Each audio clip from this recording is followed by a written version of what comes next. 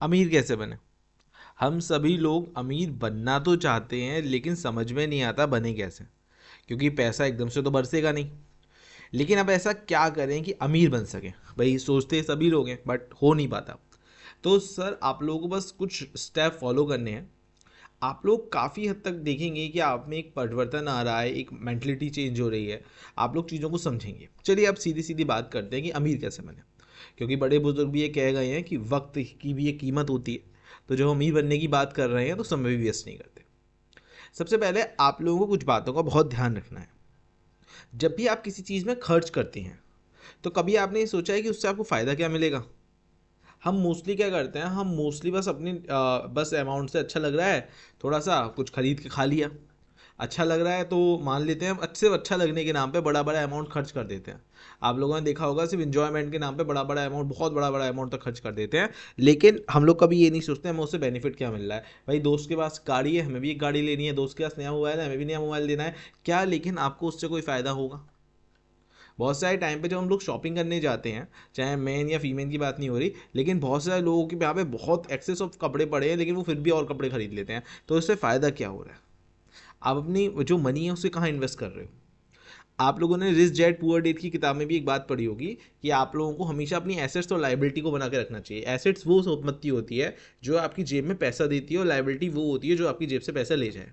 तो अगर आप अमीर बनना चाहते हो तो सबसे पहले आप लोगों को अपनी मनी को ऐसी जगह इन्वेस्ट करना चाहिए जिससे आपको कुछ बेनिफिट मिले।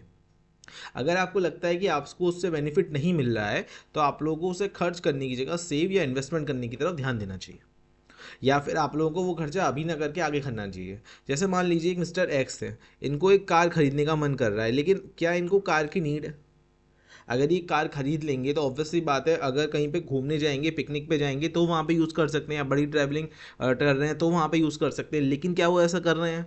मोस्टली लोगों के घरों में गाड़ियाँ सिर्फ एक शो पीस के पॉइंट ऑफ व्यू पे पड़ी रहती हैं, बल्कि आप उस पैसे को कहीं पे या तो इन्वेस्ट कर सकते थे, या आप उस कार को ना लेके एक छोटा सा मोटरसाइकिल ले सकते हैं, मतलब थोड़ा कम अमाउंट का व्हीकल ले सकते हैं। But due to the society respect हम लोग कार लेना पसंद कर देते हैं। तो हमेशा ध्यान रखिए आप ऐसी संपत्ति खरीदिए जिससे आपको फ़ायदा हो। अगर मान लीजिए आप उस कार को परचेस करते हैं और उस कार को आप लोग एज अ ड्राइवर के पॉइंट ऑफ व्यू पे रेंट पे चढ़ा देते हैं, तो अब आपको वहाँ से एक अर्निंग आनी शुरू हो गई। अब वो कार आपकी लाइबिलिटी ना बन के एसेट्स बन गई। बहुत सारे लोग ऐसा भी कर सकते हैं। आप लोगों में से बहुत सारे लोग कार को ले लेते हैं ईएमआई वगैरह पे, लेकिन कभी आप लोग ये नहीं सोचते अगर मैं उस कार को रेंट पे चढ़ा दूँ तो उसकी ईएमआई वहीं से मेरी चली जाएगी। हमेशा ध्यान रखिए कोई भी चीज़ आप खरीद रहे हैं, अगर वो आपको मनी मॉनेटरी टर्म में कोई बेनिफिट दे रही है, या तो आप उससे अपना बिजनेस ग्रो करने वाले हो, या अपने बिजनेस के लिए आप मार्केटिंग के पर्पज से उस गाड़ी का यूज़ कर रहे हैं, कोई भी एनीथिंग एल्स हो सकता है, या गाड़ी नहीं कोई भी एग्जांपल हो सकता है, तो अगर वो आपको मॉनेटरी टर्म में फ़ायदा दे रही है तो वो आपकी एसेट्स है। लेकिन अगर वो मॉनिटरी टर्म में फ़ायदा नहीं दे रही है तो वो आपके लिए क्या है, सिर्फ और सिर्फ एक लाइबिलिटी है। मान लीजिए एक मार्केट में नया फ़ोन आया और मैंने वही परचेज़ करने की जिद में ली क्योंकि मुझे परचेज़ करना है। क्या उस फ़ोन से मेरी कोई एक्स्ट्रा नेसेसरी पूरी हो रही है? क्या उससे मेरा बिजनेस बढ़ेगा? क्या उससे ऐसी कोई एप्लीकेशंस मेरे फ़ोन में आ जाएंगी कि हाँ जिससे मेरे को ग्रोथ हो रही है, तो ये मेरी एसेट्स है। लेकिन अगर मुझे पास इसका जवाब मिलता है नहीं ऐसा कुछ नहीं हो रहा, तो ये मेरी लाइबिलिटी है। और आप हमेशा ये सोचिए आप किसी भी अपनी प्रॉपर्टी को या एसेट्स को या अपनी कोई भी खर्चे को आप कैसे उसको मॉनिटरी टर्म में अपने पास रिसीव कर सकते हैं। ये बहुत ज़रूरी है क्योंकि आपको अमीर बनने से पहले अपना माइंडसेट वैसा करना पड़ेगा। अगर आपका माइंडसेट वैसा नहीं हो पाएगा तो आप कुछ नहीं कर पाएंगे, है ना। तो कोई भी प्रोडक्ट खरीदने से पहले आप ये सोचिए कि आपको उससे बेनिफिट्स क्या होगा, कैसे वो आपकी मॉनेटरी टर्म में इंक्रीमेंट कर सकती है। क्योंकि पैसा ही पैसे को खींचता है, ये बहुत पुराना सिद्धांत है। तो आप लोग हमेशा इस बात को दिमाग में रखिए कि कैसे उस चीज़ से आप पैसा बना सकते हैं। अब बात करते हैं दूसरी बात की। ये तो बात हुई कि हाँ आपको कोई भी इन्वेस्टमेंट करनी है तो हमेशा उसको ये जज करना है कि वो मॉनेटरी टर्म में कैसे बन सकता है, या उसको कैसे मॉनेटरी टर्म में बदल सकते हो। ठीक है। अब हमेशा आपको ध्यान रखना है, देखिए आपको सबसे पहले एक बात ध्यान रखना है। हम में से बहुत सारे लोग नौकरी करते हैं, जॉब करते हैं, और सोचते हैं कि हम अमीर बन जाएंगे। नौकरी आपको कभी भी अमीर नहीं बनाएगी, इस बात को हमेशा ध्यान रखिएगा।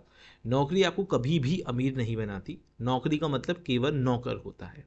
अमीर बनने के लिए आपको बिजनेस करना ही पड़ेगा, इसके अलावा आपके पास कोई भी विकल्प नहीं है। अब बहुत सारे लोग बोलेंगे सर हमारे पास बिज़नेस करने के लिए पैसे नहीं हैं। बिल्कुल एक सच बात है कि बिज़नेस में पैसा लगता है। आपको अगर कोई भी ये बोलता है बिज़नेस में पैसा ही लगेगा तो इसका जवाब बिल्कुल गलत है। बिज़नेस में पैसा कम से कम लगेगा। आप एक नॉर्मल बिजनेस भी कम से कम करेंगे तो भी उसमें कम से कम 20-25 हज़ार आप लोग एन ऑन एवरेज खर्च हो ही जाते हैं। कैसे भी आप रख लीजिए, बहुत ही लीस्ट अमाउंट की मैंने बात करी है, बाकी तो हायर की कोई लिमिट ही नहीं है, बट इतना तो मिनिमम है ही। अब सबसे पहले आप लोगों को एक बात ध्यान रखनी है, जब भी आप लोगों को अरेंज करने का मतलब क्या है, आप लोग सबसे पहले एक बात ध्यान रखिए। अभी मान लीजिए मेरे पास पैसा नहीं है सर, मैं बिजनेस नहीं कर सकता, कोई बात नहीं, आप जॉब करो। आप उस जॉब में से कुछ अमाउंट सेव करो और उस सेविंग के पैसे से बिजनेस करो। बट अगर आप अमीर बनना चाहते हो तो आपको बिजनेस करना पड़ेगा डियर। जॉब आपको कभी भी अमीर नहीं बना सकती, आपको बिजनेस के रास्ते में जाना पड़ेगा। कुछ टाइम तक आप सेविंग करिए, उस सेविंग को जमा करिए और उस सेविंग से अपना बिजनेस करिए, बट बिजनेस ज़रूर करिए। कैसे भी करिए लेकिन बिजनेस ज़रूर करिए। पैसे का अरेंजमेंट करिए, आप जॉब से पैसे का अरेंजमेंट कर सकते हैं, है ना। आप लोगों को लगता है कि आपको किसी बिजनेस की बहुत अच्छी नॉलेज है, अगर बहुत अच्छी नॉलेज है तो आप as a part of this कि हाँ कुछ अमाउंट बोरो कर सकते हैं, लेकिन तभी करिएगा जब बहुत अच्छी नॉलेज हो। इस बात को हमेशा ध्यान रखिए, तभी करिएगा। अदरवाइज अभी आप बिगनर हैं, अभी आप सीख रहे हैं तो बिजनेस ज़रूर करिए, लेकिन फिर उससे छोटे अमाउंट में शुरू कर लीजिए, जिससे आप पहले कुछ सीख जाएं और फिर से आप बाद में आपका बिजनेस ग्रोथ करे। लेकिन हमेशा ध्यान रखिए, कैसे भी करिए, जॉब की सेविंग से आप लोग बिजनेस शुरू करिए, बट बिजनेस शुरू करिए, क्योंकि नौकरी केवल आपको नौकर बनाती है, बिजनेस ही आपको अमीर कर सकता है। इस बात को हमेशा अपने दिमाग में रखना है। और यही हमारा थर्ड पॉइंट है कि बिजनेस आपको करना ही पड़ेगा। भले आप एक छोटे लेवल का बिजनेस करते हैं, आज जो एक छोटे लेवल का बिजनेस है वही एक दिन बड़ा बनेगा। आप एक प्रैक्टिकल बात ऐसे समझ लीजिए, जैसे ये मिस्टर एक्स है, इन्होंने 40 साल तक नौकरी करी, है ना। ये एज अ क्लर्क थे, तो धीमे धीमे प्रमोट होते हुए बहुत बड़ी पोजीशन पे यकीनन रूप से पहुंच जाएंगे। अब इनका जो लड़का होगा वो भी वहीं से शुरू करेगा। मतलब अगर मान लीजिए इन्होंने 26 हज़ार की नौकरी से शुरुआत करी और बाद में जाके इनकी सैलरी मान लीजिए 3 या 4 लाख तक हो गई, तो जब इनका लड़का नौकरी पे बैठेगा तब वह भी 26 हज़ार से ही शुरू करेगा। लेकिन अगर आप बिजनेस कर रहे हैं, अगर आप बिजनेस कर रहे हैं, मान लीजिए मिस्टर वाई बिजनेस कर रहे हैं, तो जो मिस्टर वाई ने 20 साल बिजनेस में लगाए, अब इनका लड़का एक से शुरू नहीं करेगा, वो 20 साल के बाद शुरू करेगा। इस कारण से मोस्टली बिजनेस फलते फूलते हैं, क्योंकि एक पीढ़ी जनरेशन स्टार्ट करती है, दूसरी जनरेशन उस पर वर्क करती है, और जैसे ही अगली जनरेशन की बारी आती है कंफर्म फ़ायदा मिलना शुरू हो जाता है। इस बात को हमेशा याद रखिए। इसलिए कुछ भी करिए, बिजनेस ज़रूर स्टार्ट करिए, चाहे आप जॉब में हो, कुछ में भी हो। आप अगर जॉब में हैं तो सेविंग करिए, जिससे आप बिज़नेस स्टार्ट कर सकें, भले ही छोटा करें बट बिज़नेस ज़रूर करें, ये मस्ट है। हमेशा ध्यान रखिए, अगर आप अमीर बनना चाहते हैं तो जॉब से आप अमीर नहीं बन सकते। अपने खर्चों को कंट्रोल करें। आप लोग देखें, आप जो भी प्रोडक्ट खरीद रहे हैं उससे आपको मॉनेटरी कितना फ़ायदा मिल रहा है, पैसा अरेंज करें और बिज़नेस ज़रूर करें। जितना हो सके उतना लोन ना लेके ही बिज़नेस शुरू करें, मैं यही बोलूँगा, जिससे आपके ऊपर कोई बर्डन ना आए।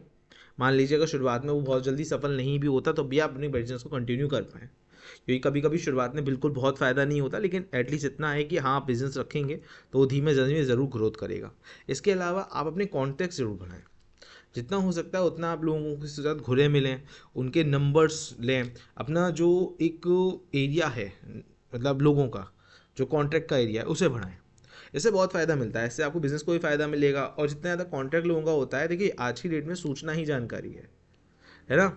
जिसको जितनी जल्दी सूचना मिल जाती है वो वहाँ पे उतनी जल्दी इन्वेस्टमेंट कर देता है, वो उस आर्ट को जल्दी शुरू कर देता है। तो इसलिए आप हमेशा कॉन्टैक्ट अपने बढ़ा के रखें, ज़्यादा से ज़्यादा लोगों को बना के रखें, क्योंकि बाद में अगर आप बिज़नेस भी शुरू करते हैं तो यही लोग हो सकता है आपके फ्यूचर में मार्केटिंग में काम आए, बिज़नेस में काम आए, या फिर मान लीजिए आपको कभी पैसे की ज़रूरत पड़ जाती है तो आप लोग कहीं ना कहीं सोच सकते हो। लेकिन आप लोग हमेशा ध्यान रखो, आप लोग हमेशा ज़्यादा से ज़्यादा लोगों से अच्छा व्यवहार रखो, अपने जो नेटवर्किंग एरिया है उसको बढ़ा के रखो, अपना नेटवर्क बढ़ाओ, अपनी ग्रोथ बढ़ो, अपने कॉन्टैक्ट्स बढ़ाओ, लोगों से अच्छे रिलेशन रखो, ये बहुत ज़रूरी है। इसके अलावा अगर आपके पास में एक्सेस में थोड़ा सा भी पैसा बच जाता है तो आप उसको केवल और केवल अपनी गुल्लक में ही ना रखें, कोशिश करें उसे इन्वेस्ट करने की। इन्वेस्टमेंट के पॉइंट ऑफ व्यू पे अगर आपको बहुत ज़्यादा नॉलेज नहीं है तो आप एफडी कर सकते हैं, आप शेयर मार्केट में पैसे भी लगा सकते हैं छोटे लेवल पे, म्यूचुअल फंड आप लोग कर सकते हैं, है ना। लेकिन अगर आप पैसा कभी भी पड़े पड़े फ़ायदा नहीं देता, इस बात को हमेशा याद रखिएगा। तो इन्वेस्टमेंट करें, छोटी छोटी से ही शुरू करें। स्मॉल एसआईपी कर सकते हैं आप लोग, सिस्टम इन्वेस्टिंग प्लान जो होता है, आप छोटी छोटी एसआईपी करना शुरू कर सकते हैं। बहुत सारी योजनाएं हैं जिसमें आप पैसा लगा सकते हैं, आरडी एफडी है जिन पे थोड़ा इंटरेस्ट ऑफ रेट अच्छा मिलता है बैंकिंग की तुलना में, लेकिन करें ज़रूर करें, है ना। इन बातों को, छोटी छोटी बातों को याद रखें। एक बार इसके बारे में ज़रूर सोचें, क्या मैं जो खर्चे कर रहा हूँ वो ज़रूरी हैं, या मैं जो खर्चे कर रहा हूँ उससे मुझे मॉनेटरी फ़ायदा मिलेगा, क्या मैं उससे कुछ सीखूंगा। अगर जवाब आता है हाँ तो यकीनन रूप से वो खर्चा करें, लेकिन अगर जवाब आता है नहीं तो बिल्कुल ना करें। पैसे को अरेंज करें, चाहे जॉब से अरेंज करें हों, कुछ सेविंग से अरेंज करें हों, लेकिन उससे एक बिज़नेस ज़रूर शुरू करें अपना। ठीक है, जितना कम लेंगे लोन उतना बढ़िया है, और जितना हो सकता है उतना अपना नेटवर्क बढ़ाइए, और कोशिश करिए कि आप कहीं ना कहीं कुछ ना कुछ अमाउंट इन्वेस्टमेंट करें। यकीनन रूप से ये एकदम से आपको अमीर नहीं करेगा, क्योंकि देखिए एक दिन में कुछ नहीं होता, हथेली पे सरसों नहीं जमती, है ना। ये चीज़ समय लेगी, लेकिन हाँ, इस बात का मैं आपको श्योरिटी देता हूँ कि आप एक ना एक दिन बहुत अमीर बन जाएंगे। और इसी प्रकार की अच्छी अच्छी बातों के लिए हमारे चैनल को भी सब्सक्राइब कर लीजिए। टाइम टू टाइम हमारे टाइम पे यहाँ पे ऐसे वीडियोस आते रहते हैं। Thank you so much.